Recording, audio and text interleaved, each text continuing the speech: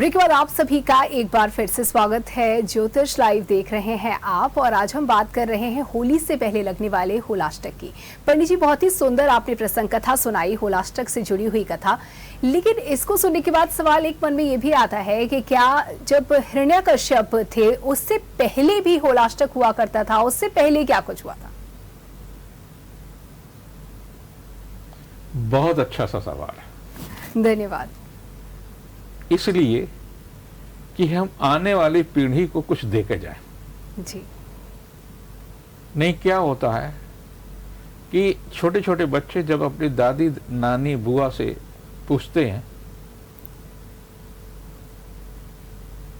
प्रहलाद नहीं पैदा हुए थे तो क्या होली नहीं जलती थी? जी। पहले नहीं जलती थी? चुप, क्योंकि नास्तिक हो रहा क्या? जवाब नहीं होता है। बिल्कुल। क्यों उसको चुप करा रहे हैं ना? आपको नहीं आ रहा ना आने दीजिए, आप खोजिए और उसके बाद में उसको सही जवाब दीजिए बच्चे को। उसको विद्रोही मत बनाइए, उसकी जिज्ञासा को दबाइए नहीं। जिज्ञासा एक बार पनपी है तो चेतन मस्तिष्क हमेशा रहेगी। हमारा देश कृषि प्रधान देश है जी। भारत, और वैसे पूरी दुनिया का आधार, धरती का जो आधार बिंदु रहा खाने का, भोजन का, ये जल से उत्पन्न होने वाले जीव जंतुओं को खाते हैं। ये जो मिल जाता था जीव जंतु उसको खाते थे। विकास हुआ तो अन्न की उत्पत्ति करने लगे जी। उसका अग्रणी भारत है। ऋषियों मुनियों ने, देवों ने, उस समय देव भी धरती पे रहते थे जी। उनको अमृत नहीं मिला था, तो क्या किया जाए? दोनों का अगर वर्षा नहीं होगा तो धरती अन्न नहीं देगी, और अन्न ही जीवन है। जैसे आजकल एक नारा लगता है जल ही जीवन है जी, तो पहले अन्न ही जीवन था। आज भी अन्न ही जीवन है भारतीयों का। बिल्कुल। क्या करें? आज अन्न को, गेहूं की खपत कम हो, उसके लिए हमारे प्रधानमंत्री जी ने कहा बीमारियां और से भी बचने के लिए ये मोटे अनाजों का जी हाँ। चलन चले। जी। अच्छी बात है। तो हम यज्ञ करते थे। यज्ञ भगवान को प्रसन्न करने के लिए नहीं करते थे, और ना भौतिक सुख सुविधाएं इतनी थी। कबीले में रहते थे, झोपड़ी होती थी, छप्पर डाल लिया, उसी में रहते थे। वर्षा भी हुई नहीं हुई तो हुई या नहीं हुई, उसमें दो चीजें उत्पन्न होते थे। हुई तो मौसम में बदलाव हुआ, नहीं हुई तो भी मौसम में बदलाव हुआ जी। जब मौसम में बदलाव होता तो शरीर में एक रासायनिक प्रक्रिया होती है ऋतु परिवर्तन की। उससे हाजमा आपका लीवर कभी गड़बड़ करने लगता है। आज हमने कुछ खाया भी नहीं फिर भी हमको पॉटी आ रही है, बार बार आप जा रहे हैं, बार बार आप परेशान हो रहे हैं, कुछ भी ऐसा नहीं किया जी। ये एक रासायनिक प्रक्रिया मौसम बदलने की होती है, और इस समय मौसम बदलने की एक प्रक्रिया होती है। तो जब ये प्रक्रिया आती है, यानी सर्दी समाप्त होती है और गर्मी शुरू होती है, तो उसमें इस तरह की प्रक्रिया होती है। तो उस प्रक्रिया से बचने के लिए कि तमाम उल्टा सीधा न खाया जाए। शादी ब्याह होगा तो आप कहीं न कहीं कुछ न कुछ खाएंगे, कई दिनों का बना हुआ होगा, तो उसके कारण से ये हमेशा से ध्यान रखा गया कि आपका स्वास्थ्य कैसे ठीक रहे। तो बीच बीच में कहीं खर मास होते हैं जी। कहीं, कि ताकि आप उन दिनों में मांगलिक कार्य न करें, आने जाने वाले को भी कष्ट नहीं हो और आपको भी वो कष्ट न हो। हमारी आस्था प्रकृति से थी, तो प्रकृति को हम क्या अर्पित करते थे? जो हमारी फसल होती थी, फसल का पहला दाना हम प्रकृति को अर्पित करते थे यज्ञ के माध्यम से। जी इसका नाम होता था अन्येष्टि यज्ञ, जी अन्न का यज्ञ। खूब सारा पूरा कबीला यानी पूरा गांव होलिका दहन करता था, और उस समय आता था गेहूं, जौ, चना, मटर, गन्ना, इसे हम बांध करके उसमें भूजते थे, उनको अर्पित करते थे। आज भी कहीं कहीं परंपरा है, हमारे घर में तो है, आपके घर में भी होगी।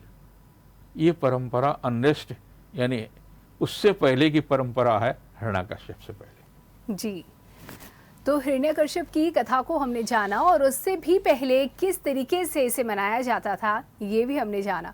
पंडित जी, इन दिनों की अगर बात की जाए तो इन दिनों परंपराएं बदलती जा रही हैं और लोग अब उतना परिचित नहीं रहे हैं। हमारी जो संस्कृति है, जो हमारे रिवाज थे, उसके महत्व को नहीं जानते, और इसके अभाव में कहीं ना कहीं हम दूर होते जा रहे हैं इनसे। तो इसे आप कैसे देखते हैं, और क्या खामियां आप ऐसी पाते हैं जो लोगों को करते देखते हैं और आपको लगता है कि ऐसा नहीं होना चाहिए?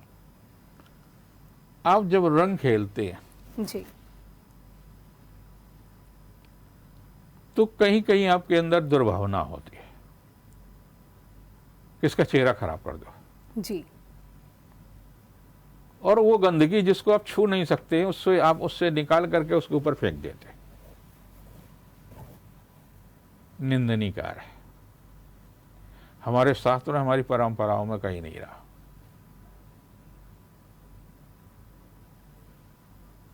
हमारे यहाँ प्रकृति ने तरह तरह के फूल दिए थे, उन फूलों से हम रंग तैयार करते थे, सुखा लेते थे जी, और उनको गर्म पानी में डाल देते थे, और वो जो पहला होता था तो आपके सौंदर्य को भी बढ़ाता था, आपके स्वास्थ्य को भी नहीं खराब करता था। आप अपनी परंपराओं से ही दूर चले गए। अब इतना केमिकल में होने आ रहा है रंगों के नाम पर। आप प्रकृति के रंगों के साथ खेलिए होली। दूसरी, बड़ी महंगी सड़कें बनती है, जी, उन सड़कों पर जाकर के आपने कच्चा पेड़ काट कर डाल दिया। एक प्रदूषण का नुकसान, एक क्रूर दोहन प्रकृति का, जी, अमानवीय कार्य, क्रूरतापूर्ण कार्य, वहां हमने होली जला दी। सड़क खराब हुई, पेड़ का नुकसान हुआ, पर्यावरण का नुकसान हुआ, बिल्कुल। तो जो ऋणात्मक में आपने ऋणात्मक कार्य और कर दिया। कम से कम ये तो न करो। हमारे पिताजी होली अपने घर में जलाते थे जी, और गाय के उपवल जो होते थे उससे होली जलाते थे। उस जरा से भी लकड़ी का इस्तेमाल नहीं करते थे, कपूर होता था और वो करते थे, और यज्ञ की तरह से करते थे। जो यज्ञ की संविधा होती है, उस संविधा से ही उसको करते थे पूरी तरह से। जी, हम भी अपने घर में ही होली जलाते, हम कभी सड़क पर आज तक होली जलाने नहीं गए। जी। तो जो भी भूल चूक आप महसूस करते हैं कि आपसे हो रही है, उसमें सुधार जरूर कर लें। पंडित जी, होलाष्टक की बात क्योंकि हम कर रहे हैं, हम चाहेंगे कि आप हमारे दर्शकों को बताएं कि आखिर होलाष्टक की जो शुरुआत है वो कब से हो रही है और ये कब तक रहने वाली है? 27 तारीख को शुरू हुआ है, जी, होली जल गई, होलाष्टक खत्म। जी, जिस दिन आपने होली जलाई उसी दिन होलाष्टक, जिस क्षण होली जली उसी समय होलाष्टक खत्म। जी, ऋणात्मक काम तो उसी समय हो गया, आपने आग लगा दी ना। होलिका को आग लगा दी गई, जी, ऋणात्मक काम खत्म, खत्म हो चुका। जी, और जो निकल करके आया वो सत्य निकल करके आया। बहुत सुंदर। पंडित जी, अक्सर मैं आपसे चलते चलते कहती हूँ हमारे युवाओं के लिए क्या कुछ संदेश, लेकिन आज मैं ना सिर्फ युवाओं के लिए आपका संदेश चाहूंगी, बल्कि जो हमारे बुजुर्ग हैं, जो समझते हैं कि अब तो हमारी कोई भूमिका नहीं रह गई, अब हमारी कौन सुनेगा, इन दोनों के लिए क्या कुछ संदेश आप देंगे बारी बारी? युवाओं को अगर बहुत कुछ पाना चाहते हैं और तुम विज्ञान के विद्यार्थी हो, जी, इतना विज्ञान हर जगह पढ़ाया जाता है। न्यूटन लॉ ऑफ मोशन में भी कहा है कि प्रत्येक क्रिया के विपरीत क्रिया होती है। आप अपने बाबा को अपमान कर रहे हैं, अपने पिता का अपमान कर रहे हैं, आपके चाची का अपमान कर रहे हैं, बुआ का अपमान कर रहे हैं, जिसका कर रहे हैं, बदले में तुम्हें भी मिलेगा। जी, अपमान करना किसी का भी बंद कर दो।